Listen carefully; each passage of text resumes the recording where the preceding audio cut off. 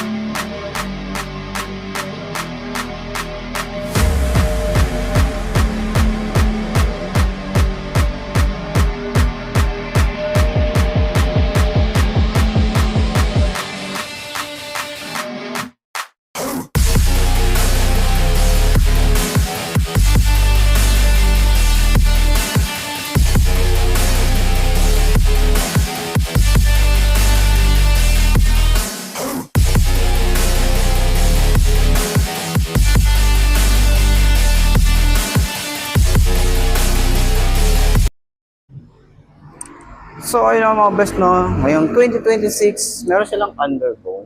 Okay, hindi lang sila basta mga pang tricycle, pang trail bike. Meron din sila mga underbone na 110cc and then maporma, aggressive. Meron silang ganitong motorcycle. So meron silang headlight na naka LED na rin.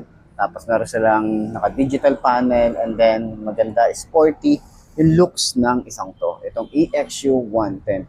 So sa lahat ng mga gustong ng mga, ito yung beginner bike nyo, pwede isang to. Pero ito nga pala is semi-automatic. Wala tayong declutch dito. Okay, para doon sa mga beginner or mga gusto ng ganitong motor, eh yun, expected natin. Okay, kailangan masanay muna tayo magmotor ng semi-automatic. Okay, so side stand natin, 5 to ang ating height.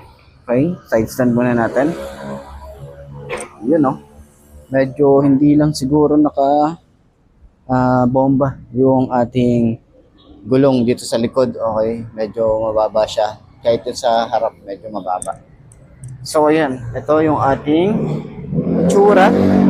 Okay, so siguro kapag nakahangin na to ng sagad, tingkaya tayo rito, pero magaan yung motor. Ito yung nagustuhan natin dito, magaan yung motor, maporma yung motor. Tapos kahit mukha siyang sporty looking, yung handlebar natin dito, naka-upright position pa rin tayo dito. Ayan. So ito yung itsura natin.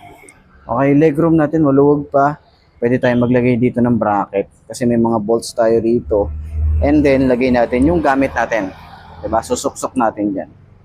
Okay, so siguro additional dito, mga upgrade, USB charging port. Siguro pwede nating lagyan dito. And then, kung kaya ng FI, optional na maglagay tayo ng FI. Kahit 110cc lang din or 125 na FI neto. Kasi maporma na rin talaga siya. And hindi naman kasi lahat gusto ng carb, di rin naman lahat gusto ng FI. So, at least may option. Okay? So, ganyan itsura. Sa shock niya sa harap, okay, malambot din. Yung kanyang turning radius, hindi siya ganun kalawak. Medyo kakain tayo ng kalsada kapag nag-U-turn. Yan, same lang din. Yung shock sa likod. Okay, malambot din naman. Tapos yung ating upuan, sobrang lambot ng upuan natin dito. Ayan. So, mapababae, lalaki, pwede ang isang to. And then, sana maglabas din sila ng mga iba pang kulay na available na ganito. Okay, so available tayo rito ng kulay blue. Hindi ko rin din sure kung, alam ko may black sila nito at red yata.